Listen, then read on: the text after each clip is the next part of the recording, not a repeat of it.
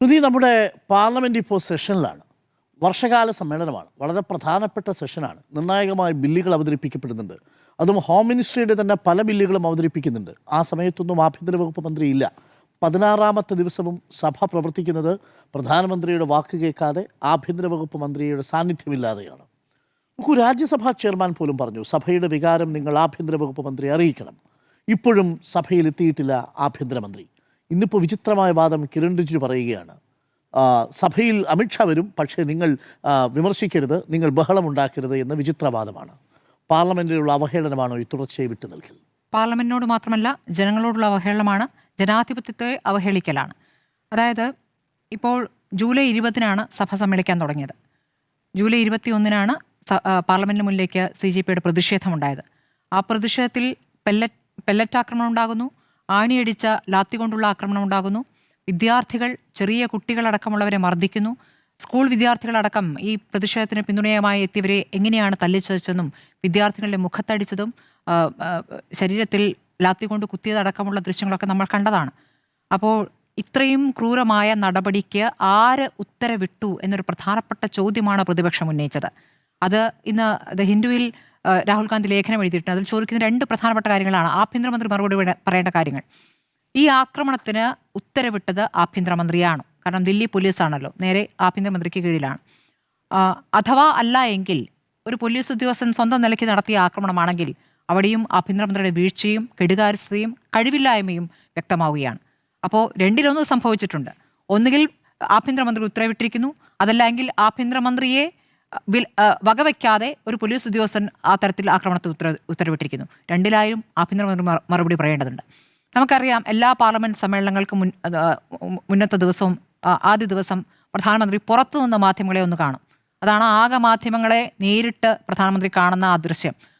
ആ സമയത്ത് പറയും, എല്ലാ പ്രതിപക്ഷാംഗങ്ങളും സഭാ നടപടികളുമായി സഹകരിക്കണം, നമുക്ക് ഒന്നിച്ചു പോകാം. ഇതൊരു സ്ഥിരം പരിപാടിയാണ് പാർലമെന്റ് സമ്മേളിക്കുന്ന ഘട്ടത്തിൽ.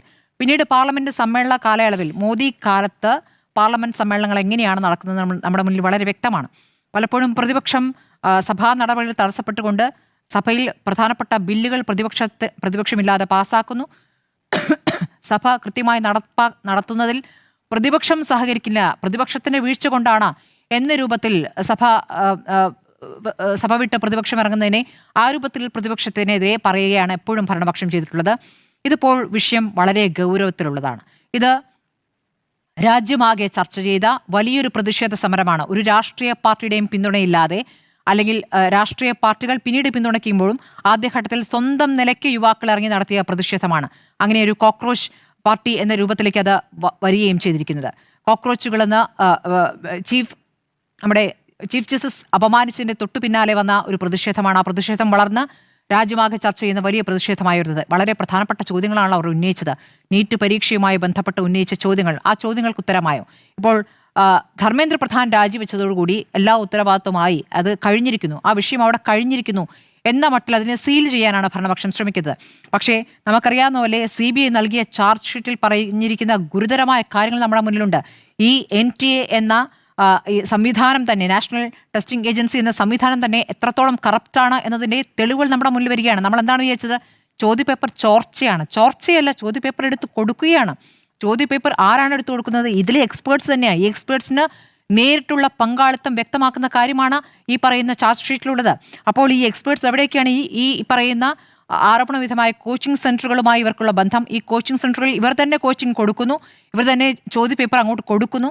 ഈ രൂപത്തിൽ അവിശുദ്ധ കൂട്ടുകെട്ടിൻ്റെ വലിയ വലിയ തെളിവുകളാണ്. ഈ നാഷണൽ ടെസ്റ്റിംഗ് ഏജൻസി തന്നെ പിരിച്ചുവിടേണ്ടതാണ്. അതിലേക്ക് കടക്കേണ്ട വലിയ ഗുരുതരമായ വിഷയമാണ് അവിടെ ഉയർന്നിരിക്കുന്നത്. അതിനോട് ചേർത്ത് വെക്കുന്നതാണ് വിദ്യാർത്ഥികൾക്കെതിരെ നടന്നിരിക്കുന്ന ഈ ആക്രമണം, പെല്ലറ്റ് ആക്രമണം. നമ്മൾ എപ്പോഴും മനുഷ്യത്വരഹിതമായി കശ്മീരിൽ തീവ്രവാദികൾക്കെതിരെ പ്രയോഗിക്കുന്നു. മനുഷ്യനെതിരെ ഉപയോഗിച്ചുകൂടാ, അത് കശ്മീരിൽ പ്രയോഗിക്കുന്ന ആയുധമാണ്. ആ പെല്ലറ്റ് ആക്രമണം വിദ്യാർത്ഥികൾക്ക് നടത്തിയിരിക്കുകയാണ്. അത് കൃത്യമായ ഒരു ഉത്തരവില്ലെങ്കിൽ എങ്ങനെയാണ് ഒരു പോലീസ് സംഘത്തിന് ചെയ്യാനാവുക? അതിൽ കൃത്യമായ ഉത്തരവുണ്ട്. നമുക്ക് പെല്ലറ്റ് ആക്രമണം എന്ന വാർത്ത പുറത്തു പറയുമ്പോൾ അതിനെ ആദ്യം നിഷേധിക്കാനാണ് ശ്രമിച്ചത്. പക്ഷേ പെല്ലറ്റ് ആക്രമണത്തിൽ മുറിവേറ്റ ഗുരുതരമായ കണ്ണിന് വരെ, കാഴ്ചയ്ക്ക് വരെ പ്രശ്നം വന്ന വിദ്യാർത്ഥിയുടെ ദൃശ്യങ്ങളടക്കം നമ്മൾ കണ്ടതാണ്. അപ്പോൾ മാധ്യമപ്രവർത്തകർക്കടക്കം പരിക്കേറ്റിട്ടുണ്ട്. അപ്പോൾ ആ ദൃശ്യങ്ങളടക്കം പുറത്തു വന്നതാണ്. അപ്പോൾ അതിൽ ഒരു കളവ് പറഞ്ഞ് മാറാനുള്ള ശ്രമം, അതിൽ വിജയിച്ചില്ല എന്നുള്ളതാണ്. മാത്രമല്ല ഇവരെ രാജ്യദ്രോഹികളായി മുദ്രകുത്തി. പക്ഷേ ഇതിലൊക്കെ അതോടൊക്കെ എത്രത്തോളം സമചിത്തതയോടെ ഏറ്റവും പക്വമായ സമീപനത്തിലൂടെ ഏറ്റവും ഗാന്ധിയൻ മാർഗത്തിലുള്ള പ്രതിഷേധം നടത്തിയ വിദ്യാർത്ഥികളാണ്. അവരെ പിന്തുണച്ച പ്രതിപക്ഷത്തിനാകെ വരേണ്ടി വന്നു. പ്രതിപക്ഷമാകെ വരികയും ചെയ്തു. അവരും ആ സമരം ഏറ്റെടുത്തു. യുവാക്കളുമായി സംവദിക്കുന്ന പ്രതിപക്ഷ നേതാവിനെ നമ്മൾ കാണുകയാണ്. അവർക്ക് പറയാനുള്ളത് കേൾക്കുന്നു. അവർ ഏറ്റവും ഗൗരവത്തിൽ ഉയർത്തിയിരിക്കുന്ന വിഷയങ്ങൾ നമ്മുടെ മുന്നിലുണ്ട്.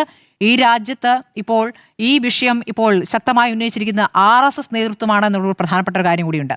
RSSന്റെ സർസംഘചാലക് മോഹൻ ഭാഗവത് പറയുകയാണ്, ഈ വിദ്യാർത്ഥികളുടെ ചോദ്യങ്ങൾ പ്രതിഷേധം അത് ജനാധിപത്യത്തിൽ ചെയ്യാവുന്നതാണെന്നും വിദ്യാർത്ഥികളുടെ പ്രതിഷേധം ഒരു സംവാദമായി തന്നെ അതിനെ കാണേണ്ടതുണ്ട് എന്ന് പറയാം. അതായത് എന്താണോ മോദിയും എന്താണോ അമിത്ഷായും എടുക്കുന്ന നിലപാട് അതിന് വിരുദ്ധമായ പ്രതികരണം ഈ RSS നേതൃത്വത്തിൽ തന്നെ വരികയാണ്.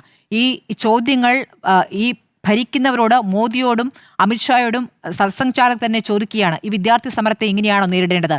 പകരം എന്താണ് പ്രധാനമന്ത്രി ചെയ്യുന്നത്? പ്രധാനമന്ത്രി MP-മാരോട് വിദ്യാർത്ഥികളുമായി നല്ല ബന്ധം സ്ഥാപിക്കണമെന്ന് പറയുകയാണ്. പ്രധാനമന്ത്രിയുടെ ബന്ധം എന്താണ്? ഇവിടെ റോക്കറ്റ് വിക്ഷേപിച്ചാൽ പോലും അതിൻ്റെ മേനി പറയാൻ വേണ്ടി ഞാനാണ് വിക്ഷേപിച്ചതെന്ന മട്ടിൽ പ്രധാനമന്ത്രി വരുന്ന കാഴ്ചയാണ് നമ്മൾ കാണാറുള്ളത്. സാധാരണ ഇതിൽ റോക്കറ്റ് വിക്ഷേപണമൊക്കെ ശാസ്ത്രജ്ഞരാണ് അവരുടെ അഭിമാന നേട്ടമായി അവതരിപ്പിക്കുക. ഇപ്പോൾ പ്രധാനമന്ത്രിയാണ് റോക്കറ്റ് വിക്ഷേപിക്കുന്നത്. ആ രൂപത്തിലുള്ള മേനി പരിസരമാണ് നമ്മൾ കണ്ടിട്ടുള്ളത്. അങ്ങനെ വരുമ്പോൾ ഈ പറഞ്ഞ കാര്യങ്ങൾക്ക് കൂടിയുള്ള ഉത്തരവാദിത്തമുണ്ട്. കിരൺ റിജിജു കഴിഞ്ഞ ദിവസം സഭയിൽ പറഞ്ഞ കേട്ടില്ലേ? അതായത് തീവ്രവാദികൾ കേട്ടാൽ വിറയ്ക്കുമത്രേ, അമിത്ഷായുടെ പേര് കേട്ടാൽ വിറയ്ക്കും. അങ്ങനെ മുട്ടിടിക്കുന്ന ഈ അമിത്ഷാ പാർലമെന്റിലേക്ക് വന്നു കഴിഞ്ഞാൽ പ്രതിപക്ഷത്തിന് നിൽക്കാൻ പറ്റില്ല എന്ന് അദ്ദേഹത്തിന്റെ മറുപടിയിലങ്ങ് വിറച്ച് വീണുപോകും അത്രേ പ്രതിപക്ഷം. ഈ പറഞ്ഞ വീരവാദങ്ങളും ബഡായികളും പറയുന്നതിന് പകരം പാർലമെന്റിൽ ദിവസവും വന്നുകൊണ്ടിരിക്കുന്ന അമിത്ഷാ, അതാണ് ഏറ്റവും വലിയ വെല്ലുവിളി. തൻ്റെ ഓഫീസിൽ വരുന്നു, ഫയലുകളിൽ ഒപ്പിടുന്നു. എൻ്റെ പണി ഒരു ഉദ്യോഗസ്ഥന്റെ പണിയാണെന്നാണ് അദ്ദേഹം വിചാരിച്ചിരിക്കുന്നത്. ഇത് വേറൊന്നുമല്ല, ഈ പാർലമെന്റ് സംവിധാനത്തെ തന്നെ മാനിക്കുന്നില്ല, ജനാധിപത്യപരമായ തിരഞ്ഞെടുപ്പിനെ തന്നെ മാനിക്കുന്നില്ല, അപ്പോൾ ജനത്തെ തന്നെ മാനിക്കുന്നില്ല. ജനം വേണ്ട, ജനാധിപത്യം വേണ്ട, പാർലമെന്റ് വേണ്ട, ഞങ്ങൾ ഭരിക്കും, അതിനുള്ള കാര്യങ്ങൾ വട്ടം കൂട്ടിക്കൊണ്ടിരിക്കുകയാണല്ലോ. അപ്പോൾ ആ നടപടികളിലേക്ക് പോവുകയാണ്. അപ്പോൾ ജനഹിതം, ജനങ്ങളുടെ വോട്ടൊന്നുമല്ല, എങ്ങനെയാണ് തിരഞ്ഞെടുപ്പുകൾ ജയിക്കുന്നതെന്നുള്ള ഇതിനകം തന്നെ പലതവണയായി നമ്മുടെ മുന്നിൽ തെളിഞ്ഞിട്ടുള്ളതാണ്. പക്ഷേ ജനം അതിന് മറുപടി നൽകുന്നതിൻ്റെ ഒരു ഉദാഹരണം നമ്മൾ ബീഹാറിൽ നിന്ന് കണ്ടു. അപ്പോൾ ഇനിയും അത്തരം ഉദാഹരണങ്ങൾ വന്നുകൊണ്ടിരിക്കും.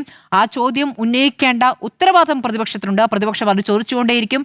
രാഹുൽ ഗാന്ധി ചോദിച്ചിരിക്കുന്ന ഈ 2 ചോദ്യങ്ങളും വളരെ പ്രധാനപ്പെട്ടതാണ്. അതോടൊപ്പം തന്നെയാണ് അയോധ്യ ക്ഷേത്രക്കൊള്ളയുമായി ബന്ധപ്പെട്ട ചോദ്യങ്ങൾ. ഇതിനൊക്കെ മറുപടി വേണ്ടേ? ഇത് വല്ലവരും സഹമന്ത്രി വന്ന് പറയേണ്ട മറുപടിയാണോ? സഹമന്ത്രിയാണോ ബില്ലുകൾ ഒപ്പിടേണ്ടത്?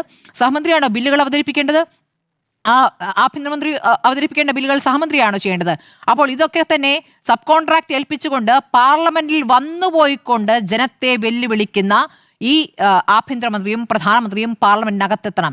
ഇനി 3 ദിവസമാണ് ബാക്കി. അപ്പോൾ അവസാന ദിവസം വന്ന് ഞങ്ങളങ്ങ് രംഗം കൈയടക്കാം എന്ന രൂപത്തിൽ അതിന് തിരക്കഥ തയ്യാറാക്കുന്ന തിരക്കിലാണെന്ന് തോന്നുന്നു അമിത്ഷാ. എന്ത് തിരക്കഥ തയ്യാറായാലും ഈ പെല്ലറ്റ് ആക്രമണത്തിന് കൃത്യമായ മറുപടി വേണ്ടതുണ്ട്. അതിൽ ഇപ്പോൾ CJP ചോദിച്ച 3 ആവശ്യങ്ങളും ഞങ്ങൾ അംഗീകരിച്ചല്ലോ എന്നുള്ള തൊടുന്യായം കൊണ്ട് കാര്യമില്ല. ചോദ്യങ്ങൾ ഇവിടെ ഉയരുക തന്നെയും ജനം അത് ചോദിച്ചുകൊണ്ടേയിരിക്കും. ജനാധിപത്യത്തിന് ആത്യന്തികമായ വിജയമുണ്ടാകും. എന്തൊക്കെ ബില്ലുകളാണ് ഈ ഘട്ടത്തിൽ ഇവിടെ പാസ്സാക്കിയെടുത്തത് എന്നുള്ള കാര്യം കൂടെ നോക്കണം. ഇവിടെ വന്ദേ മാതരം ബില്ല് ഇവിടെ പാസ്സാക്കുന്നു. അപ്പോൾ ഇവിടുത്തെ ദേശീയ ഗാനത്തേക്കാൾ മുകളിലാണ് വന്ദേ മാതരം എന്ന രൂപത്തിൽ അവതരിപ്പിക്കുകയാണ്. അത് ഈ പറയുന്ന സ്വാതന്ത്ര്യ ദിനത്തിലും അതിൻ്റെ നടപടികൾ ഉണ്ടാകുമെന്നുള്ള സൂചനകളുണ്ട്. ശക്തിയുക്തം എതിർക്കേണ്ടതാണ്. സംസ്ഥാനങ്ങൾ ഒരുമിച്ച് എതിർക്കേണ്ടതാണ്. രാജ്യം ഒന്നാകെ എതിർക്കേണ്ടതാണ്. ആ എതിർപ്പിന്റെ ശബ്ദം യുവാക്കളിലൂടെ, സാധാരണ ജനങ്ങളിലൂടെ വരുമ്പോൾ RSSൽ നിന്ന് തന്നെ വരുന്ന ചോദ്യങ്ങൾക്ക് കൂടി BJP മറുപടി പറയേണ്ടി വരും.